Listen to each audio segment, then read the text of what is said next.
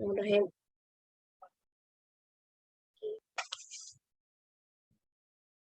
Assalamualaikum warahmatullahi wabarakatuh. Selamat siang teman-teman. Kali ini kita akan membahas mengenai kasus renal dan endokrin. Yang pertama, perkenalkan saya Ayu Sutiratna NIM 098 sebagai moderator. Kemudian ada notulensi yaitu Yulia Ekawati NIM 096. Kemudian langsung sebelumnya saya akan membacakan terlebih dahulu terkait kasusnya. Di sini Tuan A 50 tahun, berat badan 60 kilo, pada masuk ke rumah sakit itu mengalami mual muntah, napas cepat berbau keton, luka basah bernanah di kaki. Nah, kemudian untuk data laboratorium, lihat ya teman-teman di kasus yang sudah dibagikan. Nah, kemudian yang pertama, langsung saja masuk ke bagian klarifikasi istilah. Saya berikan waktu kurang lebih 10 menit. Silakan teman-teman apabila ada yang ingin mengutarakan pendapatnya.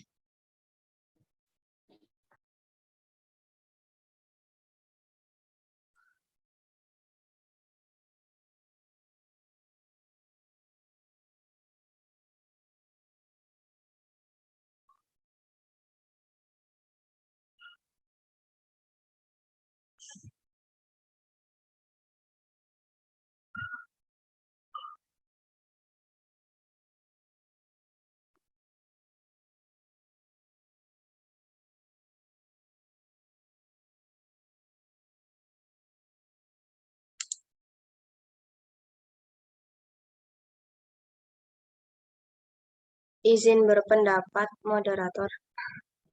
Ya, silakan Hanin. Mau klarifikasi istilah yang ketoasidosis diabetik atau KAD ya. Jadi kalau ketoasidosis diabetik itu adalah komplikasi diabetes yang serius pada tubuh saat tubuh itu memproduksi asam darah atau keton yang berlebihan.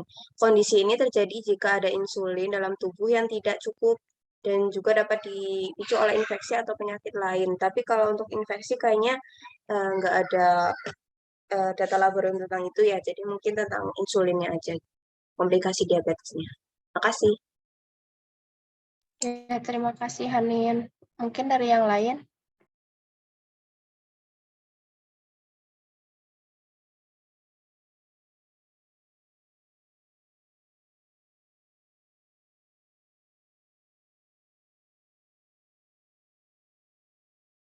Saya moderator, izin mengklarifikasi istilah. Ya, silakan Tiwi. Terkait HAS itu merupakan hiperglikemia sindrom ya, di mana biasa juga disebut hiperosmolar, di mana kondisinya pasien itu tuh pasien itu mengalami kadar gula darah di dalam tubuh yang itu sangat tinggi melebihi batas normal seperti itu. Tingginya itu jauh melebihi batas normal seperti itu. Ya, terima kasih Tiwi. Silakan dari teman-teman yang lain.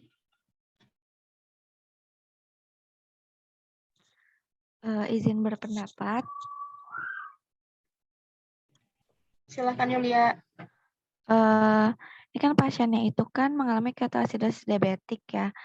Nah ini tuh tadi saya mau, kalau misalkan ketoasidosis ini biasanya terjadinya ini pada pasien DM tipe 1.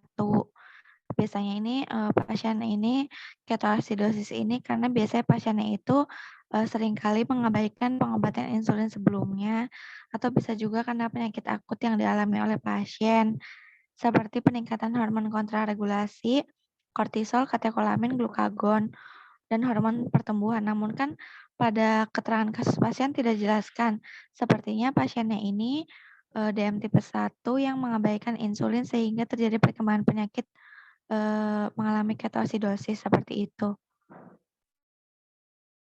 Terima kasih Yulia atas pendapatnya. Silakan dari teman-teman yang lain, apakah ada yang perlu diklarifikasi lagi?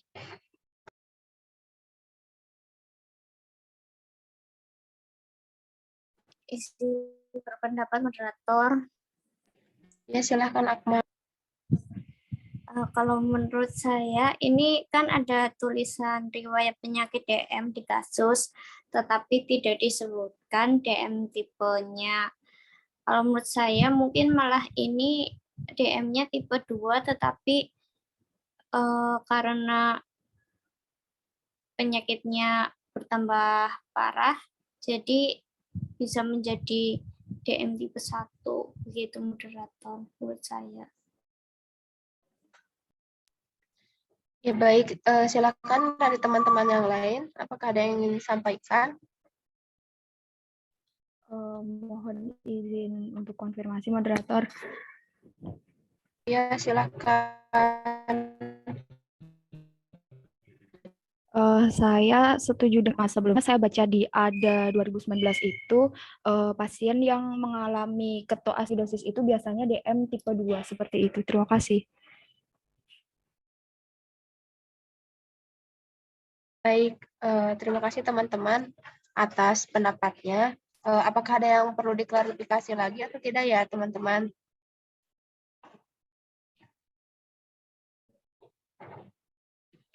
Kalau dari saya cukup, moderator.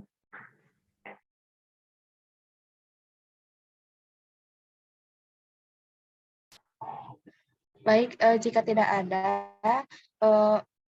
kita lanjut ke bagian identifikasi masalah. Untuk identifikasi masalah, saya berikan waktu kurang lebih 15 menit. Silakan untuk teman-teman yang ingin memberikan pendapatnya.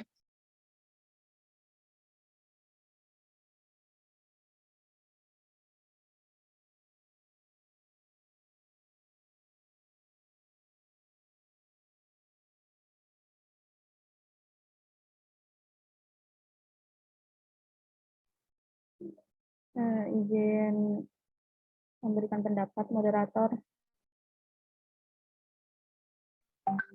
Ya, silakan. Apakah ini udah bisa menganalisis dari data lab ya, moderator?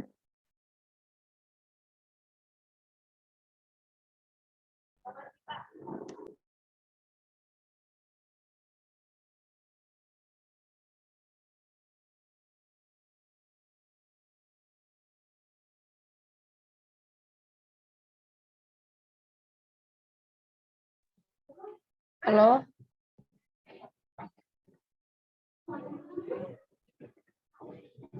Ya, moderator, apakah suara saya terdengar? Iya, sekarang sudah terdengar. Ya, baik. Mungkin di sini saya melihat ada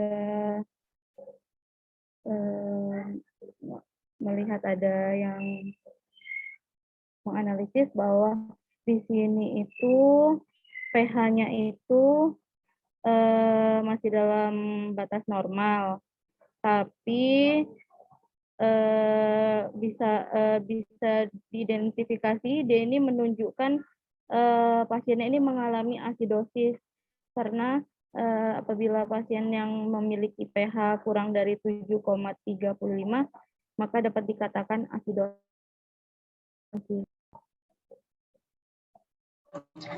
Baik, terima kasih Tiwi. Apakah ada yang lain? Apakah ada yang ingin berpendapat? Silahkan.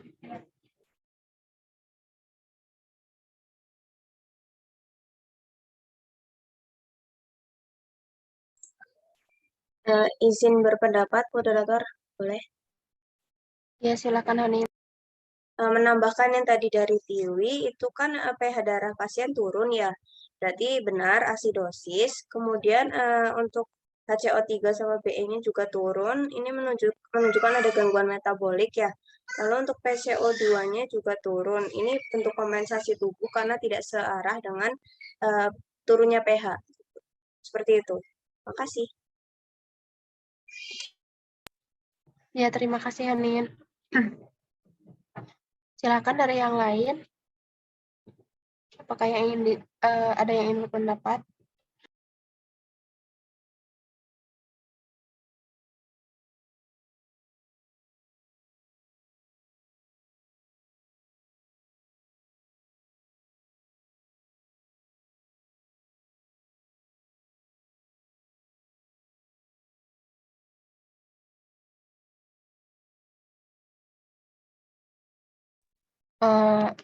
Saya izin berpendapat ya teman-teman. Jadi kalau dilihat dari data laboratorium pasien, juga di sini pasien tetap mengalami hipoalbumin ya teman-teman, meskipun saat ini pasien juga sudah mendapatkan albumin. Nah, kemudian untuk infeksinya mungkin bisa dilihat dari kadar leukosit pasien yang tinggi melebihi normal, yaitu 18.300 ya, yang tadi sepertinya ada yang menyebutkan mengenai tanda infeksi ya tadi tuh.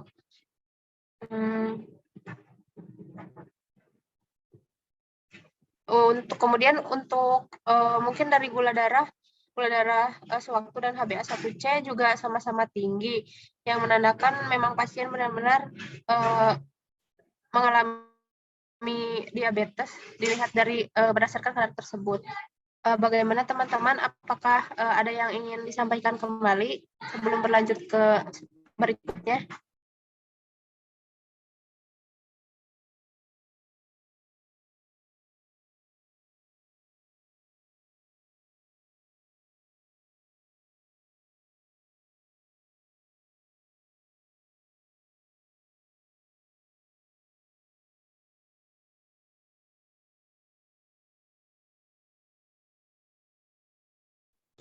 Dari saya cukup, yuk. Ya, baik. Jika tidak ada lagi yang ingin disampaikan, kita berlanjut ke tahap brainstorming. Untuk brainstorming, saya beri waktu kurang lebih 30 menit ya teman-teman. Silakan bagi yang ingin mengemukakan pendapatnya.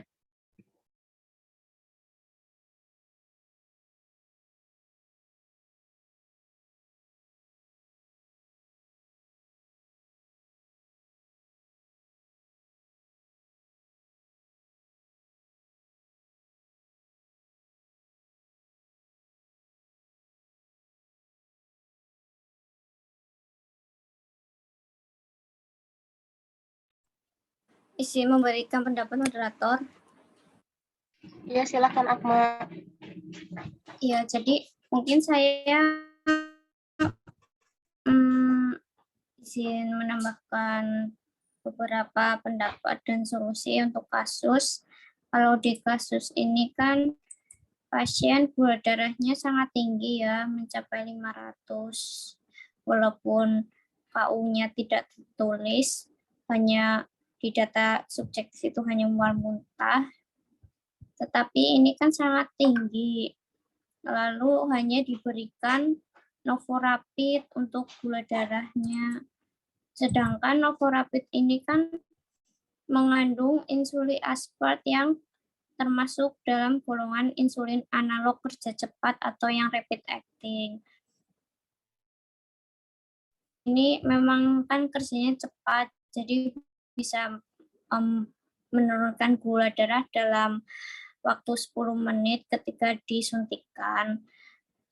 Tetapi mungkin menurut saya perlu insulin yang kerja panjang atau yang long acting, tetapi saya belum menemukannya. Biasanya kan kalau dikasih insulin itu tidak hanya yang rapid acting saja. Menurut saya seperti itu.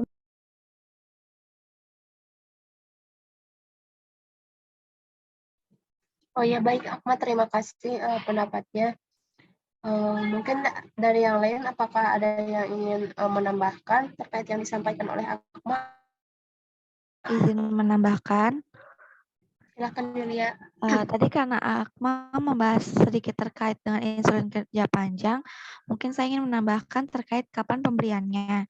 Jadi nanti bisa diberikan insulin kerja panjang ini, diberikan itu 1-3 jam sebelum infus insulinnya itu dihentikan, seperti itu. Ya, terima kasih. Terima kasih Yulia. Dari teman-teman yang lain, silakan apakah ada yang ingin berpendapat kembali?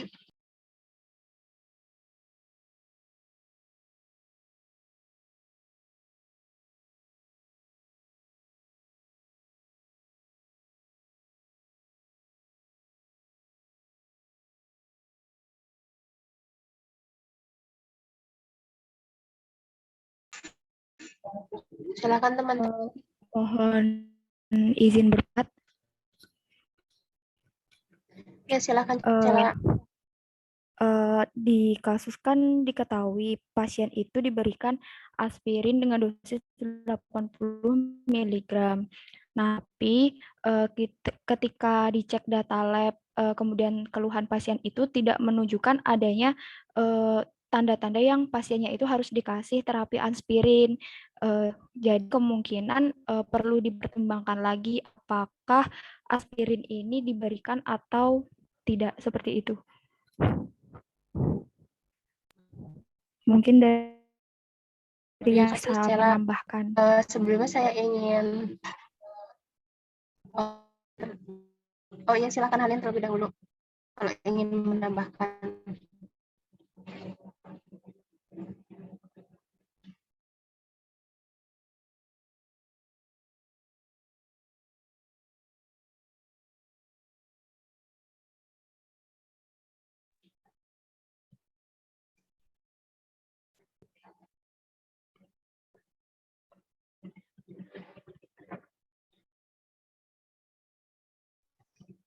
Baik teman-teman, berlanjut dari pendapat Cala tadi ya, sebelumnya saya tadi membaca kalau misalnya memang aspirin itu biasanya digunakan sebagai antiplatelet kalau misalnya dia punya resiko kardiovaskular gitu ya kalau di pedoman dislipidemia itu.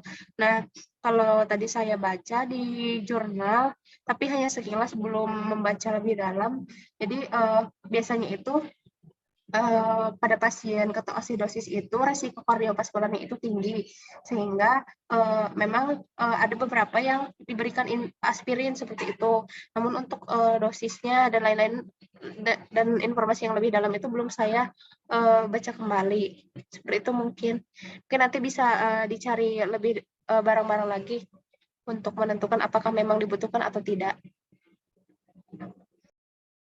Baik teman-teman, apakah dari teman-teman yang lain ada yang ingin berpendapat kembali?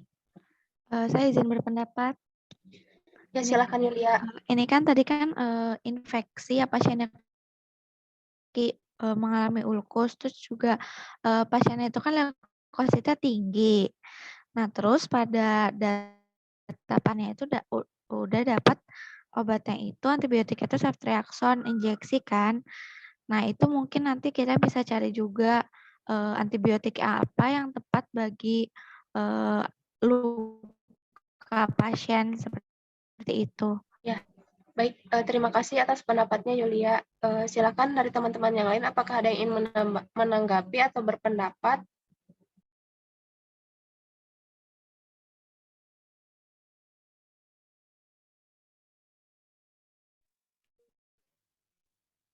Saya moderator izin bertanya dulu sebelumnya. Saya tadi sempat sekarang udah sesi mana ya? Sekarang di sesi brainstorming. Tadi itu waktu untuk brainstorming itu kurang lebih 30 menit, Wi. Itu. Oh ya, izin bertanya kembali moderator, tadi albumin sudah ada yang bagus? Belum, Tiwi, silahkan. Oh ya, di data lab pasien albuminnya itu turun ya. Kemudian itu di obatnya itu di pemberian obatnya itu albuminnya itu dikasih satu flash albumin 20% 100 ml. Nah, menurut saya ini perhitungannya sudah tepat, yaitu maksudnya sudah tepat penggunaan satu flash albumin 20% 100 ml. Tapi apabila pasiennya nanti dapat dipertimbangkan adanya terapi tambahan seperti itu, seperti albumin oral.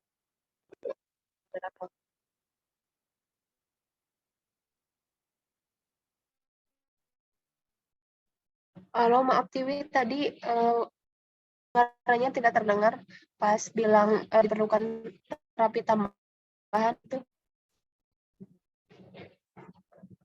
Iya, tadi kan saya sempat menghitung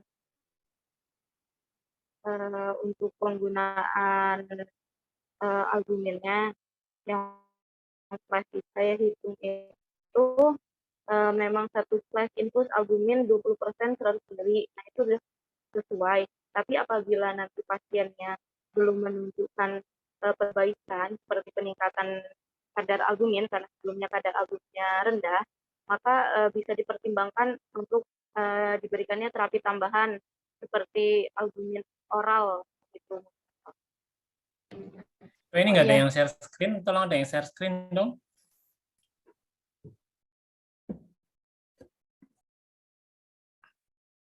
Ketuanya siapa? Oh ya Pak, izin share screen ya Pak. Oh, iyalah, biar nanti kelihatan. Ketuanya siapa di sini? Saya Pak, moderator sekarang. Iya, moderator Mbak Ayu ya. Ya. Tolong diperhatikan waktunya ya Mbak. Silakan lanjutkan. Baik, Apakah Pak. sudah terlihat share screen-nya Pak?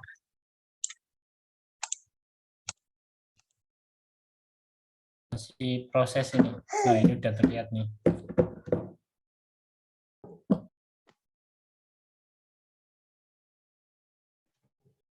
Mohon izin melanjutkan ya Pak.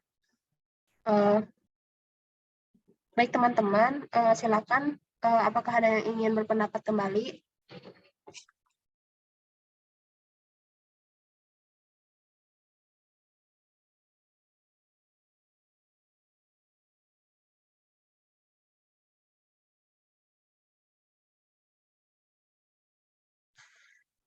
Izin berpendapat, moderator.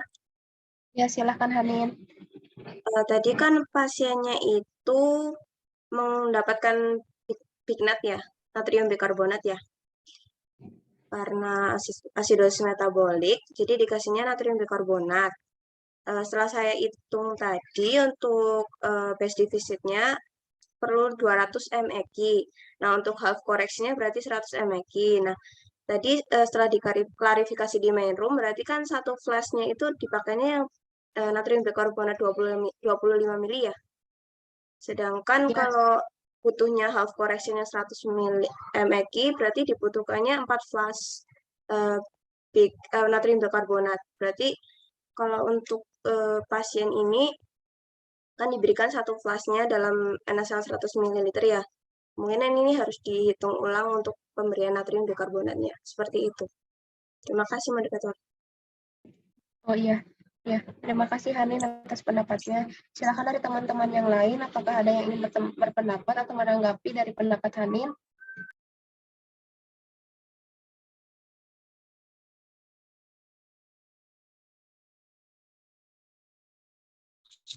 Izin berpendapat.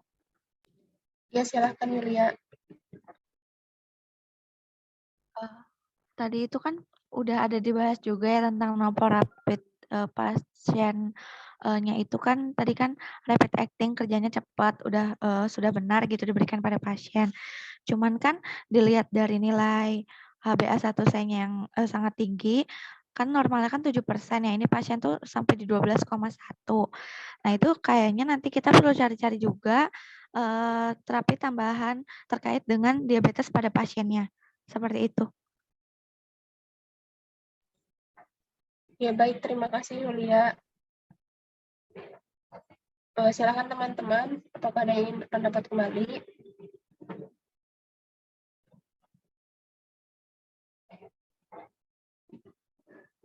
Untuk sesi brainstorming tersisa kurang lebih 10 menit lagi teman-teman.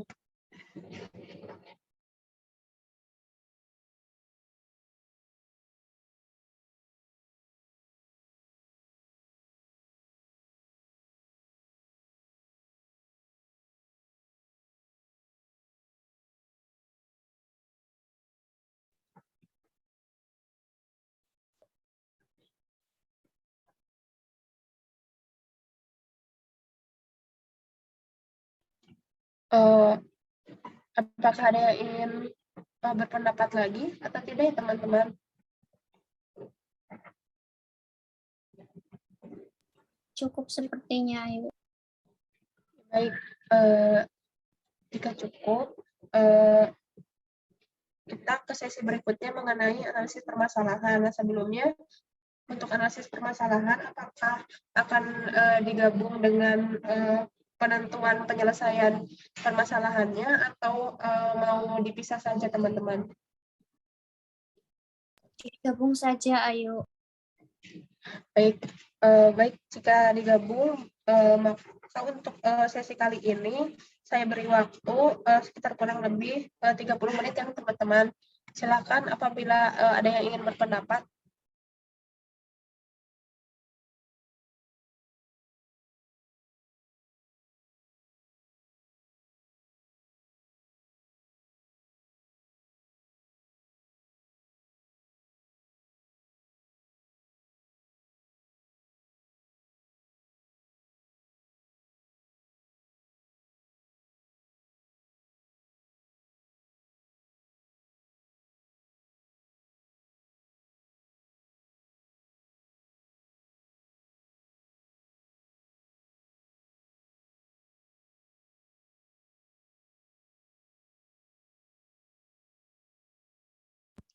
Isi memberikan pendapat untuk penyelesaian masalah.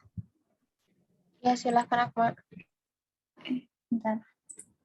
Jadi kan kalau yang di subjektif untuk yang problematik ketoacidosis diabetes ini ada muntah, nafas cepat, bau keton, luka basah benar pada kaki. Lalu objektifnya kan leukosit tinggi, GDS-nya sangat tinggi, HbA1-nya juga tinggi, pH-nya ini di bawah normal, HCO3 di bawah normal, BE-nya -10, tekanan CO2-nya juga di bawah normal, albumin di bawah normal.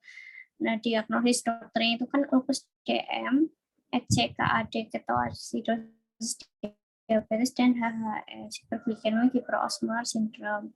Nah, terapi yang diberikan ini kan baru novorapid.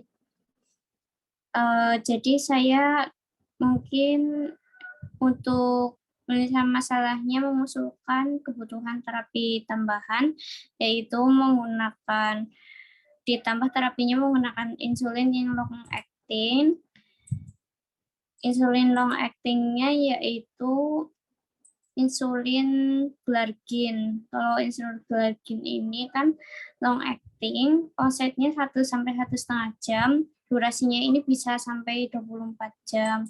Jadi menurut saya nanti mungkin bisa ditambah di DRP kasus kita untuk insulin long acting-nya. Nah, mungkin itu saja dulu dari saya, moderator.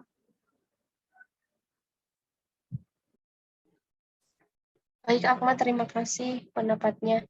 Silakan dari teman-teman yang lain, bila ada yang ingin berpendapat.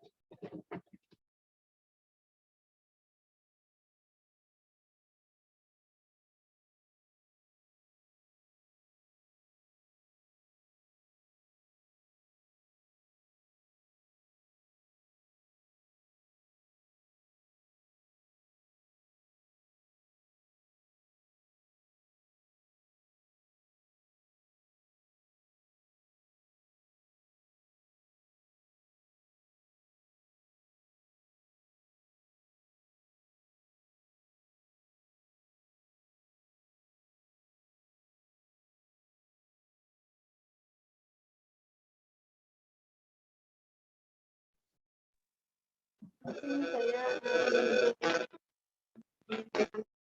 moderator. Iya, silakan Tiwi. Ya, mungkin saya akan bahas kembali terkait albuminnya ya. Tadi kan saya belum menjelaskan dari koreksi albumin. Kan ada dua komponen buka kurung, dua komponen tentang kadar albumin ukur dikali berat badan dikali 0,8. Nah, didapatkan hasilnya itu 19,2 gram. Itu biasanya itu kalau nggak salah di dalam kemasan insulin tersedia di pasaran itu biasanya itu albumin 20% dalam 100 itu. Nah, apabila jumlah hasil yang tadi dibagi ke 20 itu kan nggak bisa, dia kurang dari satu flash, tapi bisa saja, kalau menurut saya bisa saja dibulatkan menjadi satu flash. Nah, ini sama bila dibandingkan pada kasus kan pasien diberikan albumin 20% satu flash. Kemungkinan ini sudah selesai. Nah, namun apabila pasien itu setelah diberi albumin 20% bukan peningkatan kadar albumin, maka saya menggunakan untuk pemberian terapi albumin oral.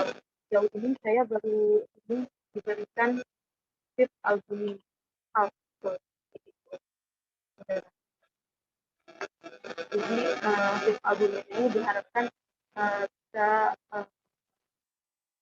meningkatkan kadar albumin itu sebatas normal.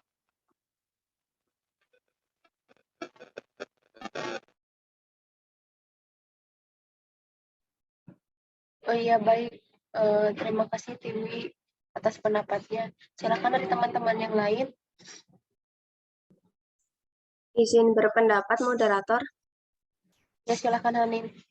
Ya, mengenai tadi yang sudah saya jelaskan waktu brainstorming, kan tadi untuk pasien itu hanya diberi satu flash natrium bikarbonat ya, dalam NaCl 100 ml, dripnya 20 TPM. Nah, setelah saya hitung, ternyata ini untuk natrium bikarbonatnya underdose pada pasien. Seharusnya pada pasien diberikan natrium bikarbonatnya 20 ml dalam 4 flash, 20 ml kali 4 flash, jadi 100 mg kan tadi ya. Jadi untuk natrium bikarbonatnya itu 25 ml dilarutkan dalam NaCl-nya 400 ml karena 4 flash ya. Setelah dihitung, kalau untuk TPM-nya sih udah benar 20 TPM, cuma tadi aja sih yang natrium bikarbonatnya ditambahin jadi 4 flash seperti itu. Terima kasih. Ya, terima kasih Hanin. Jadi kekurangan dosis ya Hanin ya tadi. Iya, underdose untuk natrium bikarbonatnya. Iya. Ya, silakan dari teman-teman yang lain. Apakah ada yang berpendapat kembali?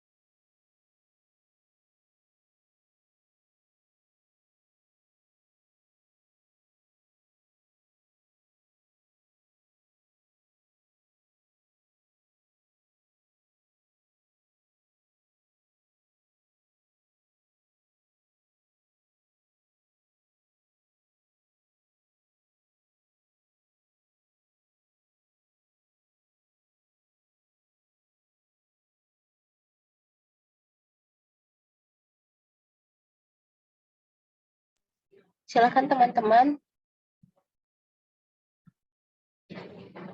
Apakah ada yang ingin berpendapat?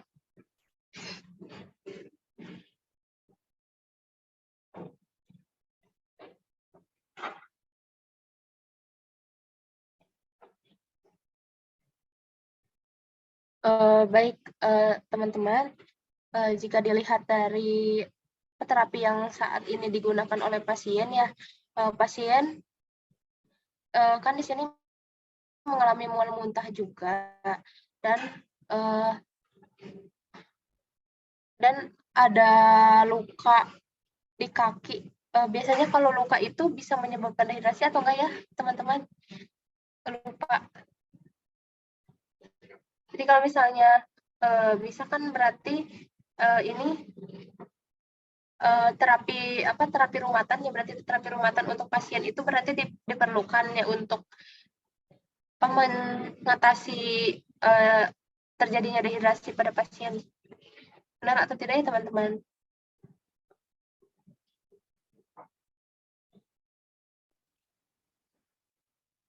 Izin berpendapat, kalau saya melihat di kasus ini kan lebih ke dehidrasinya mungkin gara-gara mual muntahnya, walaupun mual muntahnya itu tidak dijelaskan berapa kali mual muntahnya, seberapa intens.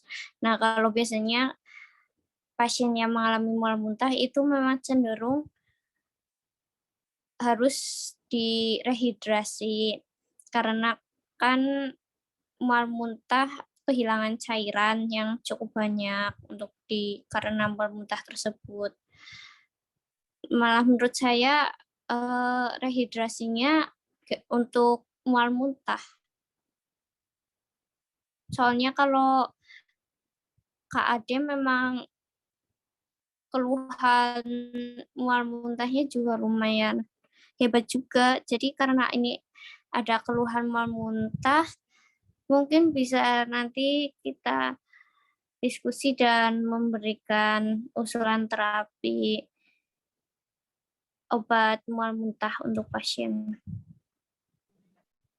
Oh iya, ya. Terima kasih Akma. Mungkin dari yang lain, apakah ada yang ingin berpendapat lagi? Mungkin untuk dosis terapi NaCl-nya, berarti kan ini fungsinya untuk rumatan ya, IV bolus NaCl itu.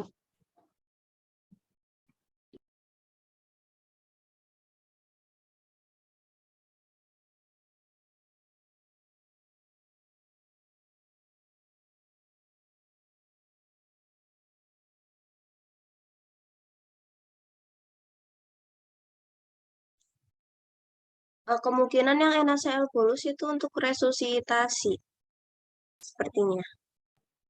Oh, untuk resusitasi. Kemungkinan iya, soalnya bolus biasanya kan kalau bolus setahu saya harus diberikan segera gitu ya, jadi dibolus. Mungkin untuk mengatasi dehidrasinya pasien. Oh iya, iya. Ya. Mungkin ada tanggapan atau sanggahan. Mungkin nanti bisa dicari lagi. Tadi itu yang sebelumnya sudah ditemukan itu mengenai terapi insulin ya. Yang tadi Akma merekomendasikan terapi insulin yang kerja panjang ya. Kemudian untuk albumin ya tadi ya sudah dibahas oleh Tiwi. Kemudian mungkin ada lagi yang ingin kemudian yang natrium bikarbonat juga sudah dibahas tadi itu underdose itu ya. Mungkin yang lainnya apakah ada yang ingin berpendapat kembali?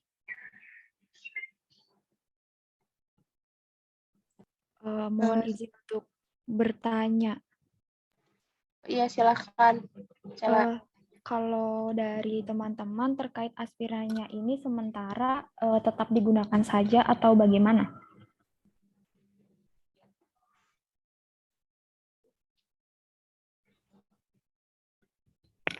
Soalnya mengingat pasiennya ini juga nggak punya riwayat penyakit terdahulu terkait kardiovaskuler kan. Jadi kira-kira gimana? Gimana Cel? Maaf, suaranya putus-putus. Oh ya. Tadi kan aspirinnya itu kira-kira mau sementara ini mau tetap digunakan atau atau tidak digunakan karena mengingat pasiennya ini tidak memiliki riwayat penyakit terdahulu kardiovaskuler. Jadi dari teman-teman kira-kira bagaimana? Izin menanggapi ya.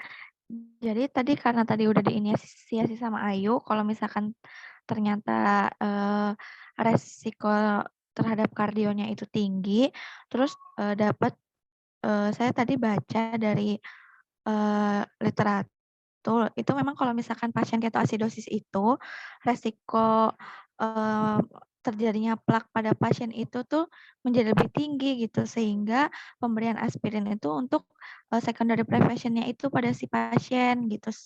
Jadi menurut saya sepertinya albumin ini tetap digunakan seperti itu.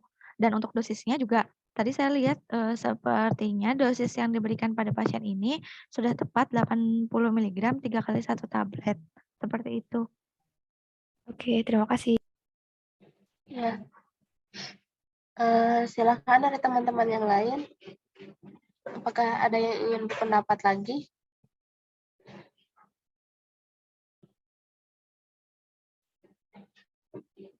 Ya, saya setuju dengan pendapatnya Yulia moderator.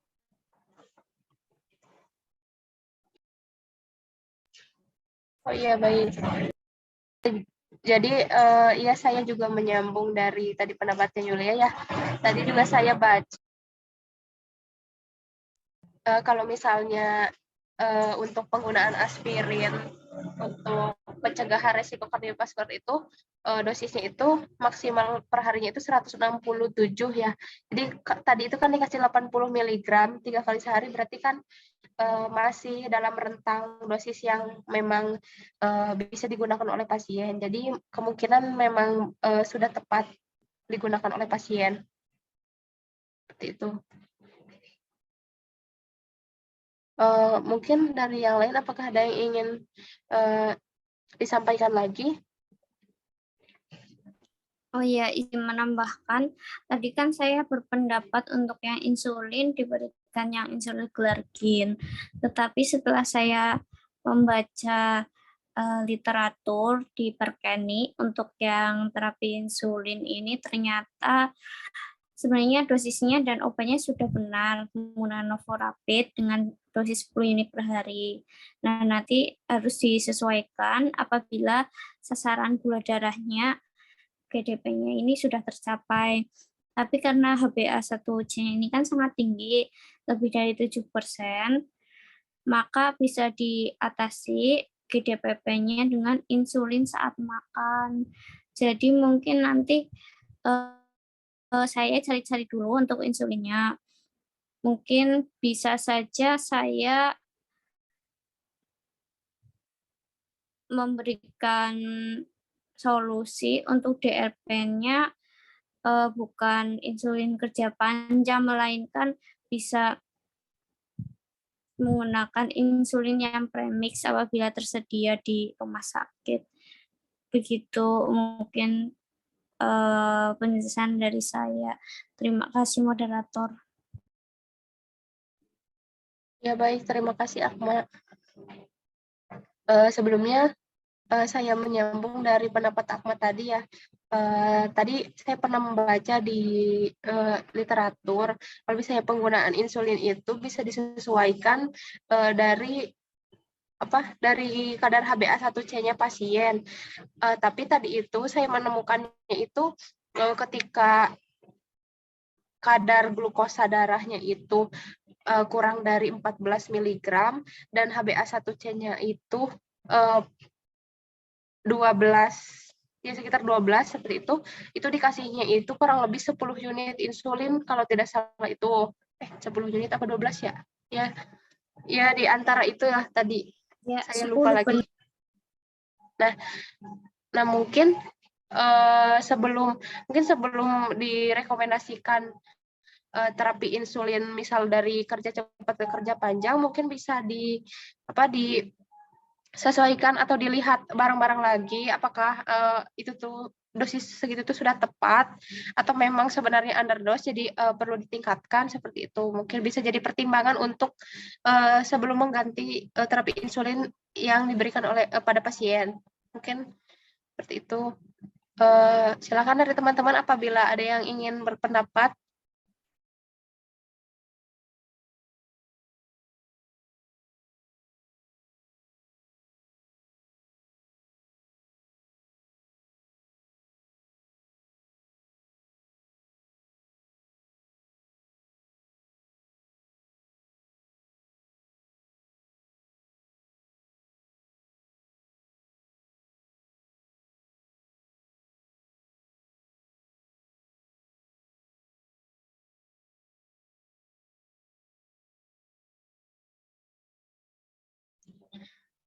Silakan teman-teman untuk sesi kali ini tersisa waktu kurang lebih 10 menit lagi ya teman-teman.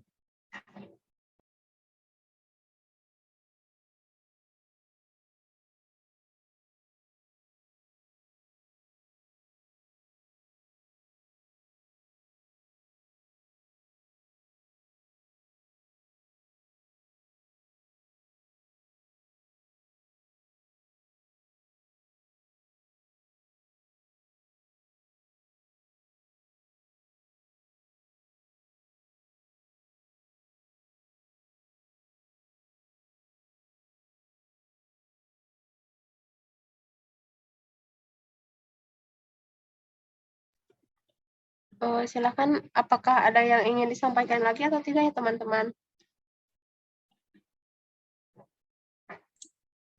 Moderator izin bertanya boleh? Oh iya, silakan Hanin. Kalau yang untuk diagnosis HHS yang hiperglikemik hiperosmolar syndrome tuh tadi udah dibahas belum ya? Soalnya dari tadi kayaknya tentang diabetes sama yang ketoasidosis aja. Sama albumin gitu. Oh iya, tadi itu sepertinya belum dibahas ya teman-teman mengenai HHS itu. Atau mungkin HHS itu juga diterapi dengan novorapid atau dengan infus enosel atau apa gitu mungkin. Lupa juga tadi saya.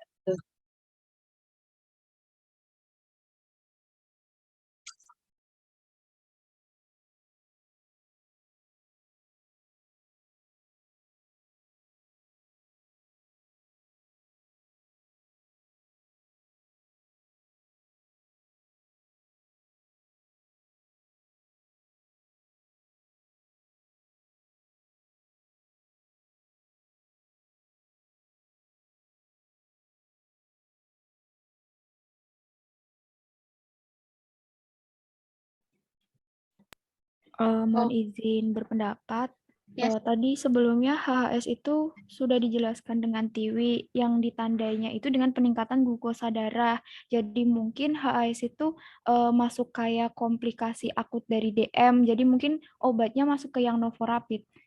Mungkin seperti itu. Berarti insulin juga termasuk ya. Terima kasih. Oke. Iya, mungkin bisa dicari barang-barang lagi terkait terapi untuk HHS-nya. Apakah memang sama dengan insulin dengan terapi KAD atau berbeda? Mungkin bisa dicari barang-barang lagi ya teman-teman. Silakan, apakah ada yang ingin berpendapat lagi?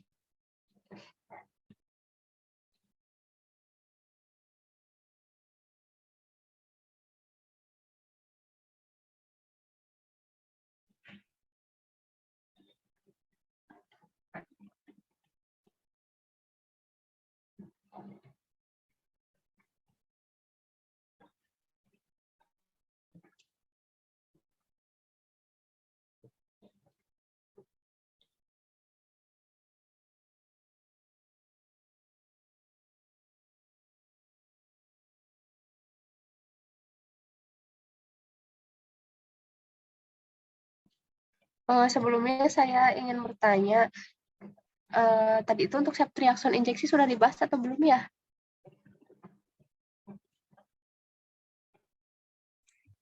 Tadi sih kayaknya sempat dibahas tipis-tipis soal ini infeksi yang karena gara-gara ulkus, cuma belum tahu penyelesaiannya gimana. Tadi sama siapa ya kalau nggak salah? Iya, Ada. itu yang antibiotiknya saya belum dapat lagi antibiotik yang tepat sesuai dengan kondisi pasien seperti itu. Kemudian Oh iya, saya iya. juga izin menambahkan terkait terapi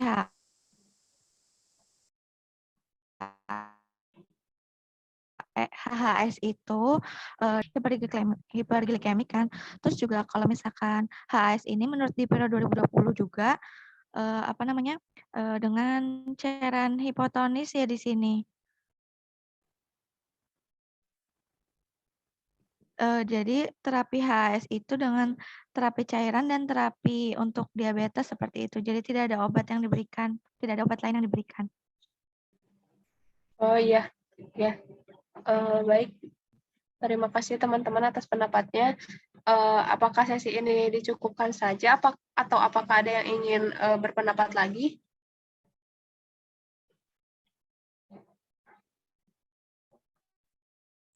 Kalau dari saya cukup.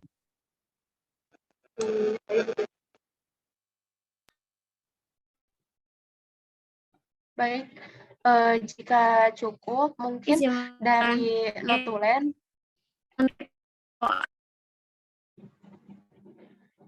Halo, mohon maaf, suaranya putus-putus.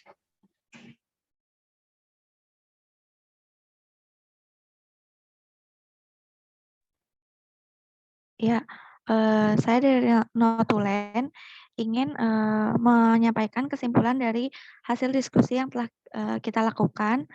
Jadi yang pertama, ini ada pemberian natrium bikarbonat pada pasien ini underdose. Pasien ini hanya diberikan natrium bikarbonatnya 1 flash, sehingga setelah dihitung tadi seharusnya diberikannya 4 flash ya.